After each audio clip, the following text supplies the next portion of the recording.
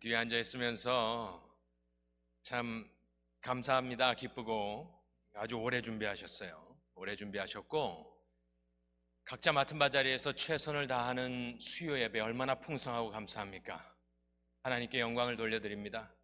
우리 사라전도회 당신들께서 결정하셨고 또 최선을 다해 준비하셨고 또 에베네셀 또 우리 샬롬 다 이렇게 가만히 있으면서 보면은 요즘 이 시대의 수요 저녁 예배를 이렇게 풍성하게 드릴 수 있는 것 오직 하나님의 은혜고 주님 오시는 그날까지 이런 귀한 예배 드릴 수 있기를 간절히 소원합니다. 오늘은 우리가 잘 아는 에녹 이야기를 좀 하려고 합니다. 왜냐하면 제가 홍수 이거를 보다가 홍수만 이야기할 수가 없기 때문에 앞뒤를 다 봐야 되거든요. 그런데 우리가 잘 아는 에녹이 이렇게 좀 눈에 띄었습니다. 그런데 에녹 이야기를 하기 전에서 이렇게 굉장히 본문이 길었습니다. 또 우리 편권사님께서 아주 잘 읽어주셨고 에녹 이야기를 에녹만 딱 빼서 하면은 전혀 감흥이 오질 않습니다. 그런데 처음부터 쫙 읽어보면 이 처음 나오는 이 아담 거룩한 계보입니다. 셋의 계보를 쫙 읽어가면서 느끼는 것은 첫 번째 드는 큰 질문이 나이가 굉장히 높습니다. 930세, 912세, 905세, 910세, 895세, 962세 그리고 에녹이 제일 젊습니다. 하나님이 그를 데려가신 때는 365년을 살고 나머지 사람들은 다 900년, 800년 이렇게 살았는데 에녹이 아주 젊은 나이에 하나님이 데려가셨습니다. 그런데 먼저 이 부분을 잠깐 짚고 넘어가야 됩니다. 900년씩 사는 것이 이것이 가능한 것인가? 이것이 혹시 실수가 아니냐? 930에서 0을 빼면 93세 정도면 이해를 하겠는데 930 이게 도대체 말이 되느냐? 이것을 일단 조금 잠깐 우리가 생각을 좀 해보겠습니다. 제가 이 질문을 신학교 때 그 교수님께 한번 물어봤어요. 이게 과연 900년 이거를 문자적으로 받아들여야 하느냐 아니면은 뭐 어떻게 해석을 해야 하느냐 제가 여쭤봤더니 막 이렇게 막 많은 말을 했는데 제가 기억이 안 나는 것을 보면은 정확하게 대답을 안 해주셨던 것 같아요. 우리가 그때 18만 5천을 히브리어로 이렇게 읽어보면은 한문처럼 이게 아라비아 숫자가 아닙니다. 그래서 이게 실수가 일어날 수가 없는 부분입니다. 어쨌든 오늘 지금 시간이 없으니까 짧게 이야기를 말씀을 드리면은 저는 우리 보수 신학의 전통은 이것을 어떻게 해석하냐면은 문자 그대로 해석을 합니다. 이게 무식해 보일 수도 있고 어떻게 그런 것이 있을 수 있겠느냐? 창세기는 11장까지 읽어갈 때 내 마음에 드는 모든 의심을 이 두더지 나오는 거 이렇게 때리는 것처럼 우리는 계속해서 이걸 의심하면서 읽어가려고 하는 경향이 있어요. 그런데 저희 보수 신학에서는 그냥 문자 그대로 받습니다. 그리고 이것을 어떻게 그런 것이 가능하느냐 생각을 합니다. 그래서 몇 가지만 말씀을 좀 드리고 에녹 이야기를 하겠는데 글쎄요, 이 부분을 읽어보시고 설교도 들어보시고 공부하신 분들 많이 있겠는데요, 여러 가지 이유를 대는 중에 제 마음 가운데 가장 와닿는 이유, 어떻게 그렇게 오래 살 수 있었느냐. 보통 사람들은 육식을 하지 않았다 뭐 여러 가지 이야기를 합니다만은 제가 읽은 것 중에 가장 마음에 와닿았던 것은 무엇이냐면은 델릭 책이라고 하는 보수 신학자가 아주 오래전에 한 말이에요. 그런데 이렇게 이야기를 합니다. 그런데 굉장히 설득력이 저는 있고 확실하다 생각합니다. 그것은 뭐냐면은 아담이 창조됐을 때 아담은 얼만큼 살도록 창조를 받았었나요? 처음에 어쨌든 영원히 사는 것을 목적으로 해서 아담을 만들어 놓으셨어요. 그런데 불순종해서 사망이 들어옵니다. 그런데 그가 굉장히 아까 930세를 살고 죽어요. 그런데 델리책이라는 그 신학자는 보수 신학자는 그걸 어떻게 이야기하냐면 본래 영원토록 살도록 창조받은 그 육신이 죽게 되는 데는 오래 걸릴 수밖에 없지 않았겠느냐 이야기를 합니다. 그런데 저는 그것이 아주 설득력이 있는 말이라고 생각합니다. 예를 들면 방사능 그 체르노빌이 옛날에 파괴가 됐는데 아직도 그 방사능이 나온다 이런 말을 듣잖아요. 그러니까 처음에 영원히 살도록 하나님과 교제하며 살도록 창조받았던 아담이 죄가 들어가고 사망이 들어오지만 그 육신이 죽어가는 데는 오래 걸리지 않았느냐 이야기를 하는데 저는 그렇다 생각이 됩니다. 홍수 이전에는 기후가 달랐을 것이다. 음식이 달랐다. 여러 가지 이야기를 합니다. 또 하나 제 마음 가운데 설득력이 있는 것은 무엇이냐면은 나중에 6장에서 보면은 하나님께서 나이 제한을 두시지요. 그런데 그때 120년이라고 이야기를 합니다. 그걸 가지고 문제 삼는 사람은 아무도 없어요. 다 믿어지니까요. 120살은 믿어지니까. 그런데 120살로 제한을 두실 때는 800~900년 사는 것이 전제되어야 120살로 딱 커트라인을 할 때 말이 되는 것이다. 또 하나 아주 설득력 있는 것은 무엇이냐면은 11장, 창세기 11장에 가서 보면은 홍수 이후에 후손들의 나이가 나옵니다. 그런데 그때는 확 줄어들어요. 500년, 403년, 200년, 119년 계속 이렇게 줄어듭니다. 그래서 이 창세기 전체를 이렇게 놓고 봤을 때 우리 보수신학에서는 지금 읽은 나이들이 실수가 아니고 무슨 이것을 상징적으로 보는 것이 아니라 문자적으로 그대로 읽고요. 그것을 하나님께서 우리가 다 알 수 없지만 그때 당시에는 많은 자손을 번성하게 하기 위해서 그렇게 오래 살게 해주셨다라고 믿습니다. 자, 그럼 거의 1000년을 살았다고 생각을 해보겠습니다. 지금 800년, 900년 있지만 그냥 쉽게 생각해서 1000년을 살겠다. 1000년을 살았다. 지금 1000년을 거꾸로 계산하면 1024년인데 그때는 고려시대입니다. 중국은 송나라 때고 1000년을 사는 거 얼마나 멋있는 이야기입니까?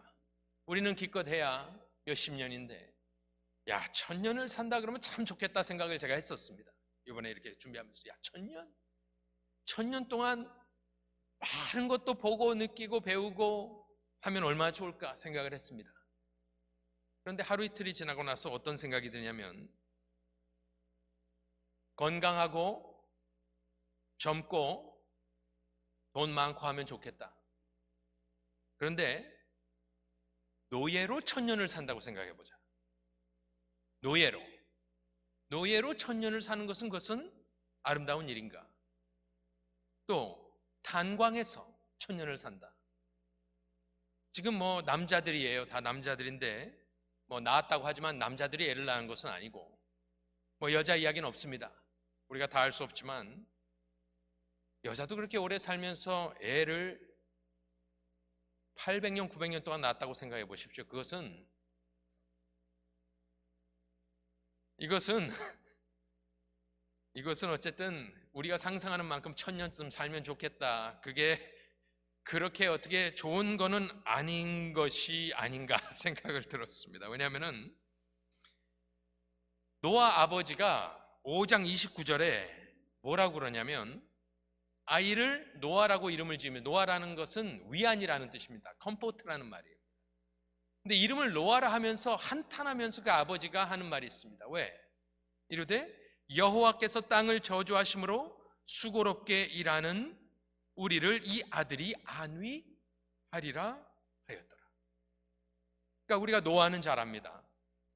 노아 아버지가 노아 이름을 딱 지으면서 저 고백은 어떤 고백이냐?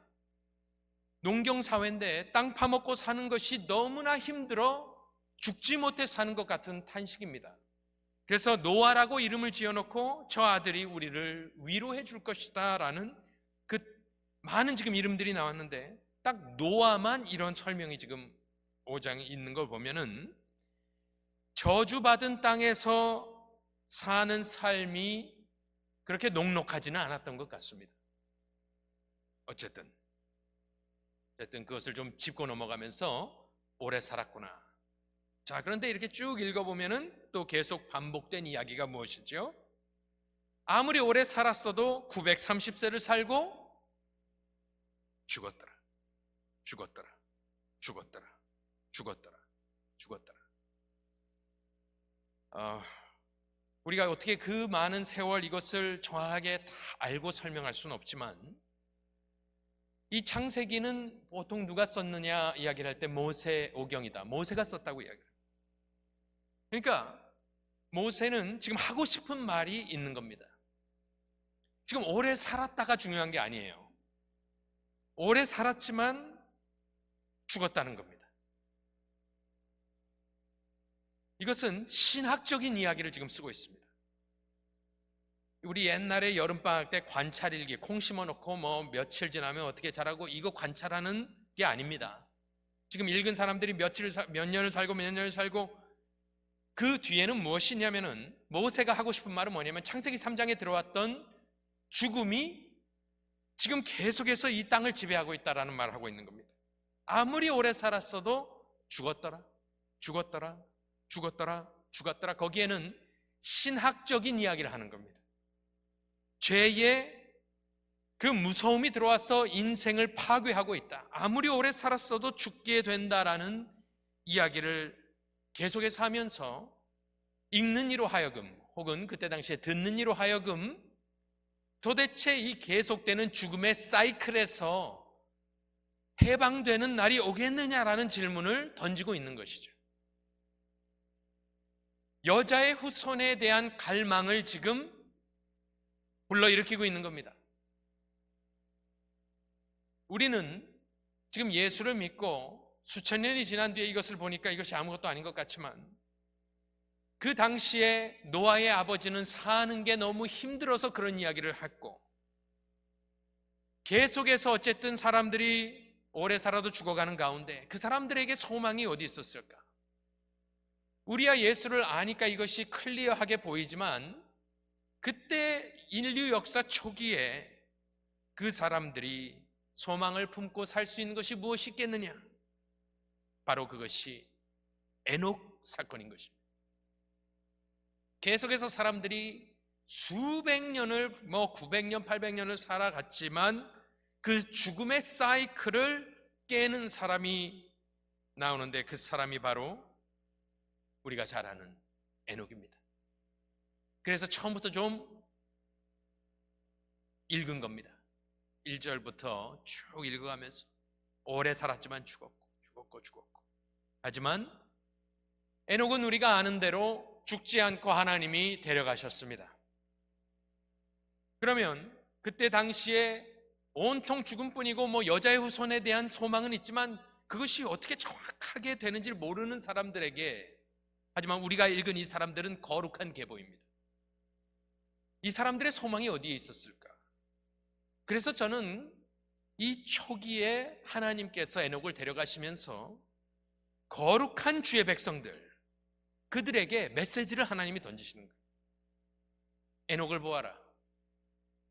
여자의 후손이 오려면 아직 멀었으니까 그들을 좀 이렇게 인커리지 시키기 위해서 에녹을 보아라. 에녹 같은 사람은 하나님이 사랑하셔서 데려가셨다. 너희도 소망을 가져라. 이 이야기를 지금 인류 초기에 던지시는 겁니다. 자, 그러면은 누구나 에녹이 세상에 있지 않다라는 말을 들으면서 드는 질문은 무엇입니까? 왜?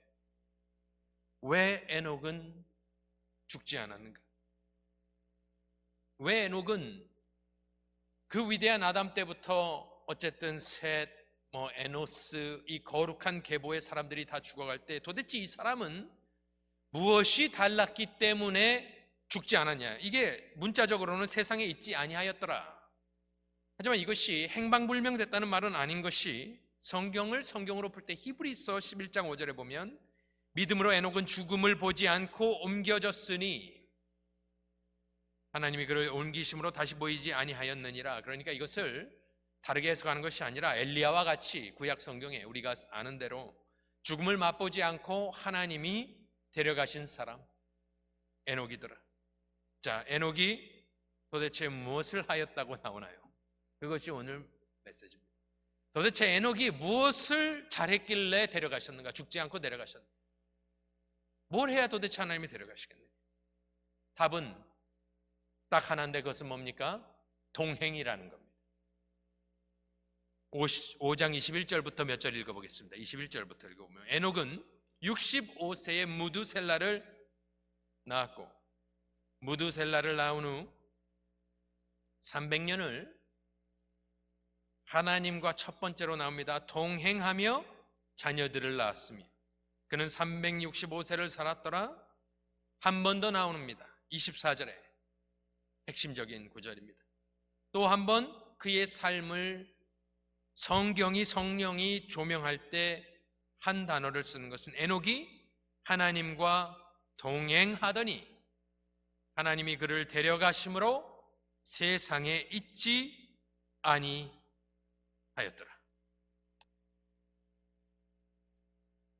우리는 도대체 이 동행이 무엇인지 알고 싶습니다. 더 자세히 알고 싶습니다. 하지만 우리 개혁주의가 잘하는 것은 무엇이냐? 더 많은 질문이 있지만 성경이 거기서 끝내면 거기서 끝을 내고 이 성경 말씀 앞에 그냥 겸손히 머리를 조아리는 것이 우리의 전통인 거죠. 더 많은 것 알고 싶죠? 궁금하지요. 하지만 하나님은 이걸로 충분하다. 그것은 무엇이냐? 그는 하나님과 동행하였다. 에녹이 하나님과 동행하다. 이걸 가지고 저는 몇 가지 결론을 쭉 내려보도록 하겠습니다. 첫 번째, 동행. 하나님과 동행하는 삶을 우습게 보지 마십시오.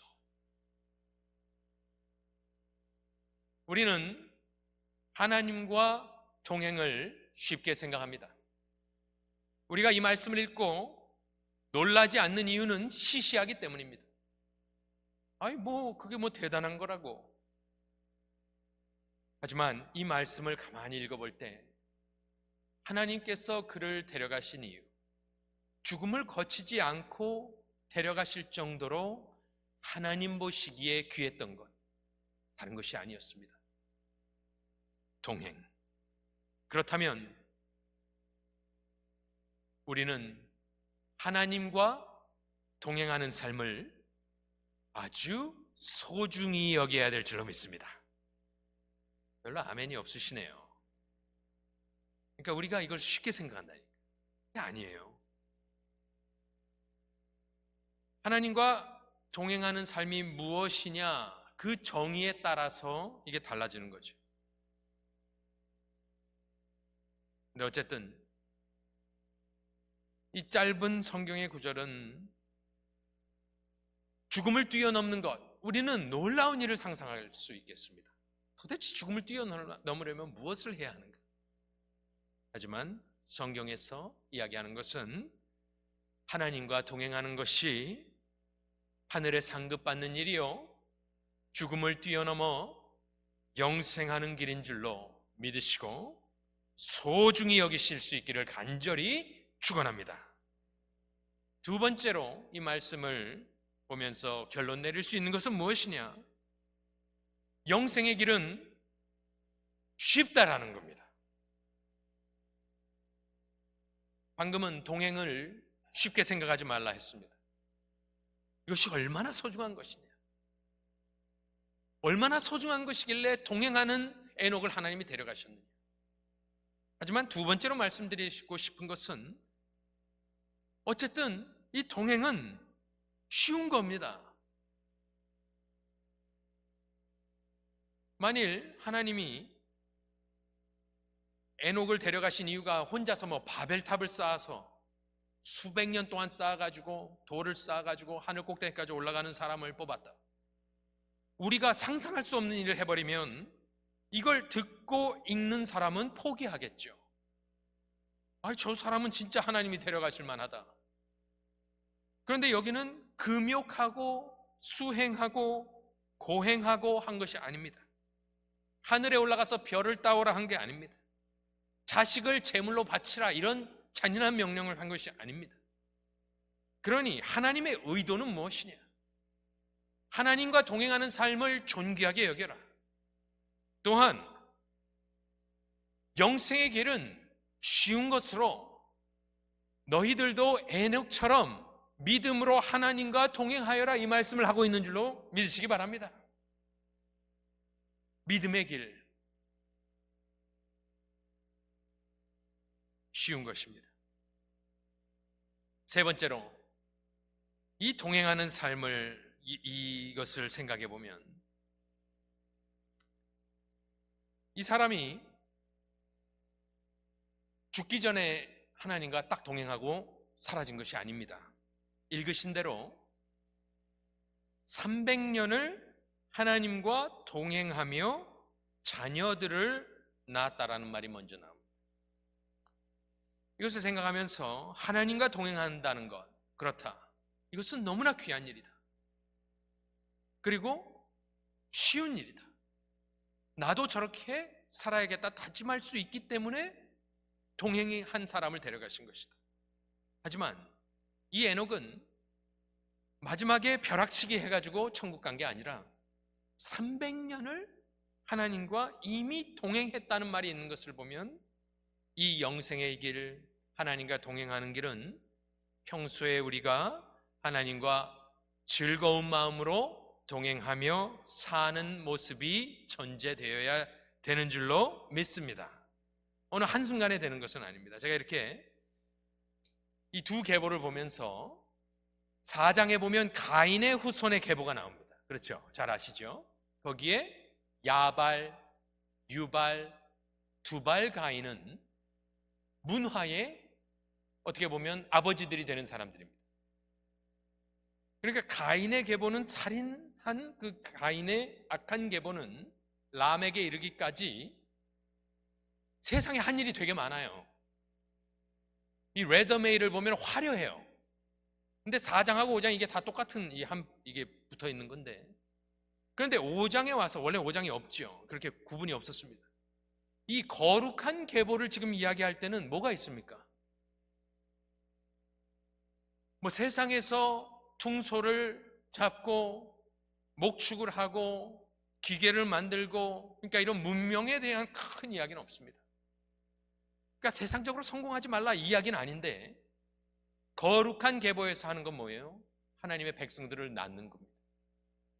그리고 동행하는 겁니다. 그러니 300년을 정말 막 이것을 억지로 산 것은 절대 아니고, 이 에녹은 300년 주님과 동행하면서 자녀들을 낳았다. 다 보면 자녀들을 낳았다는 거예요. 우리가 보통 이렇게 장례식을 할 때 보면은 고인 양력이 이렇게 나오는데, 사람마다 뭐 다르겠습니다만은 우리가 하나님 앞에 동행하며 산 삶, 또 하나님이 자녀를 주셨다면 그들을 낳아 기르며 예수님의 자녀, 제자를 만들기 위해 애쓰고 기도하고 후원한 것, 하나님 보시기에 그것이 귀한 양력이 되는 줄로 믿습니다. 그걸로 기가 죽으면 안 됩니다. 성경에서 이야기하는 것은 사람의 관점에서, 문화의 관점에서 보는 것이 아니라 즐겁게 하나님과 동행하며 살다가 그 에녹을 하나님이 데려가신 것을 기억하면서 우리가 매일매일 즐겁게 하나님과 동행하는 삶이 축복받은 삶이다라는 말씀을 드리고 싶습니다. 오늘 우리가 수요 예배에 나왔는데 즐거운 마음으로, 동행하는 마음으로 나온 줄로 믿습니다. 그러니까 이것이 오늘 우리가 이렇게 예배하며 수요일 날 주의 전을 찾아 헌신하며 예배하며 찬양하며 하나님 말씀을 들으며 기도하는 것, 우리 성도님들, 이것이 에녹이 간 길인 줄로 믿으시길 바랍니다. 에녹을 부러워할 게 아니에요. 왜냐하면 우리는 부활 생명이 있으니까 우리가 예수 안에서 소망을 가지고 주님과 동행하는 삶을 살 때 우리 또한 하나님의 때에 하나님께서 데려가시고 하나님의 임재 앞으로 가는 겁니다. 그래서 저와 여러분은 오늘 제가 많이 써놨는데요, 다 그냥 이제 거두절미하고 마지막으로 드리고 싶은 말씀은, 제가 이 말씀을 가만히 생각을 하면서 하나님 보시기에 나의 삶은, 여러분의 삶은 하나님이 인정하실 만한 동행인가? 우리가 한번 우리 자신을 점검해보고 거룩한 꿈을 갖기를 원합니다. 에녹도 똑같은 우리가 성정이 같은 사람이잖아요. 죄가 없는 사람이 아니잖아요. 그렇다면 내가 걷는 길도 하나님과 동행하는 것도 나도 에녹 수준만큼 하나님이 너무나 사랑해서 데려갈 만큼 사랑스러워 보이는 하나님과 깊은 동행이 있으신 그러한 저와 여러분들 되시기를 간절히 축원합니다.